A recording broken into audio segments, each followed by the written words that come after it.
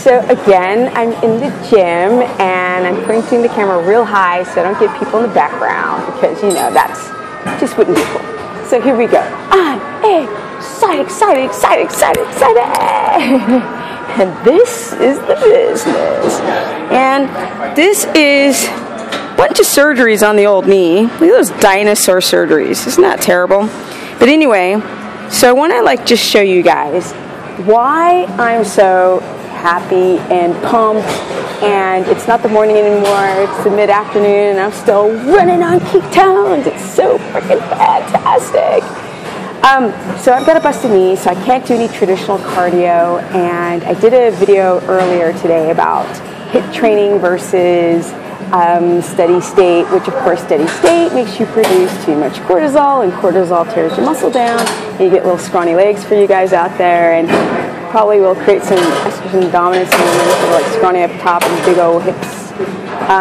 So let's try to get our bodies in. Okay, I digress. So since I'm so hyped up on a lovely day here in crazy Los Angeles, I just want to talk to you about you guys. I want to talk to you about being yourself. No matter how much people try to take you down, no matter how many times people try to put their negative energy around you, if it's your job or neighbors or people that you know, block them out. Just block them out because it's destroying your total health. Even beyond ketogenesis, it's actually really tearing your cells apart. We age because of stress. Stress equates cortisol, and cortisol is supposed to, when you're supposed to run real fast from a lion. Run real fast. And since there's no lions around here and there's just a bunch of clanking machines, we don't need to have this crazy cortisol spike. So basically I want to talk to you guys about, I've had the fortune of talking to such amazing people from all over the world because of course I'm keto coaching. It's fantastic. I feel like I'm the scientist in the field, learning all about all different kinds of people. And not just, today I was talking to a guy and he was giving me a rundown of his weight and his macros and his body fat percentage and his lifting capacity. And I was like, dude, what about you right here?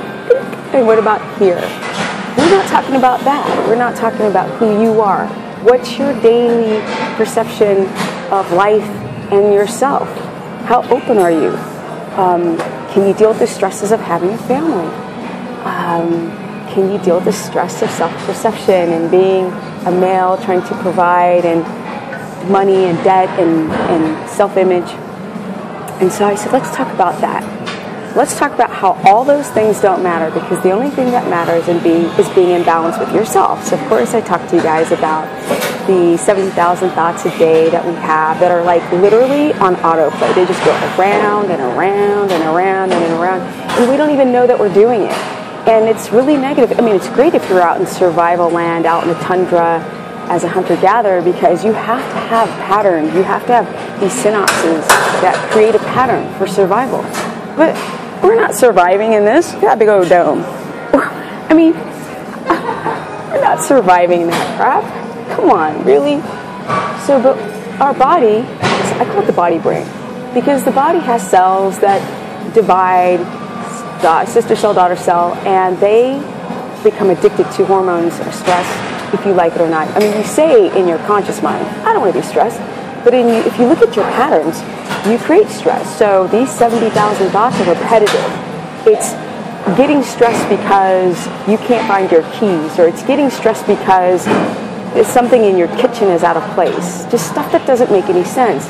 The body doesn't know the difference between somebody dying or bumping your elbow. It's like, fuck. Yeah. So basically, this is kind of just me babbling today.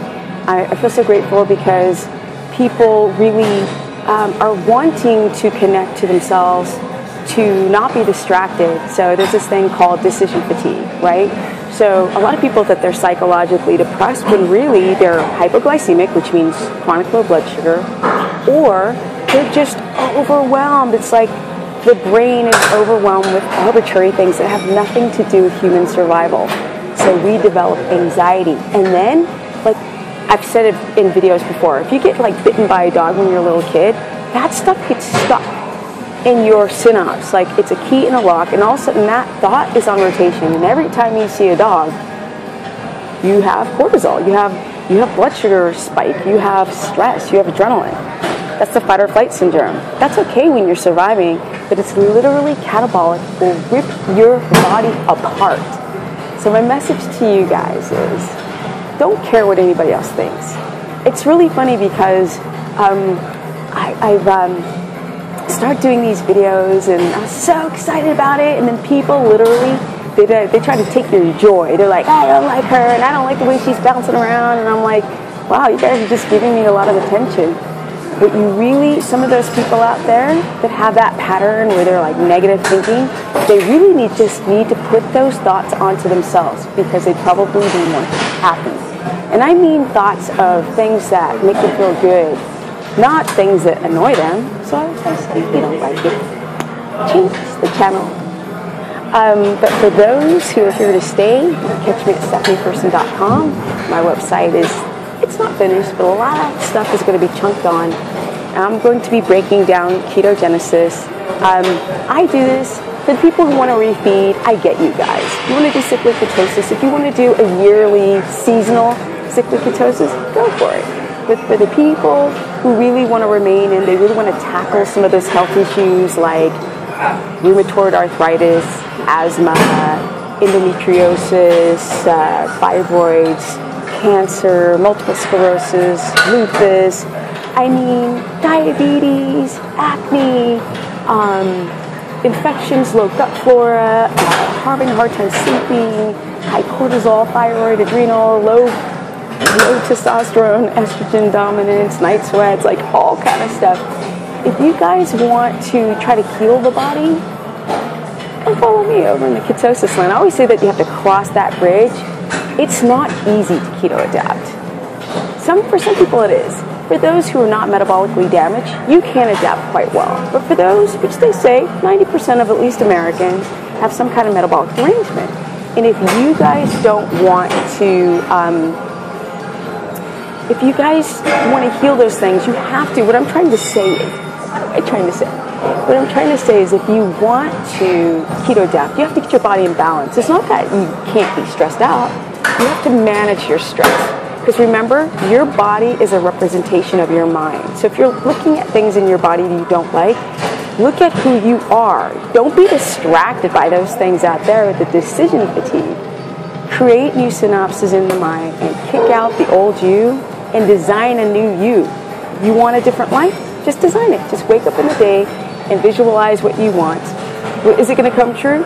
No, because you got to work your ass off.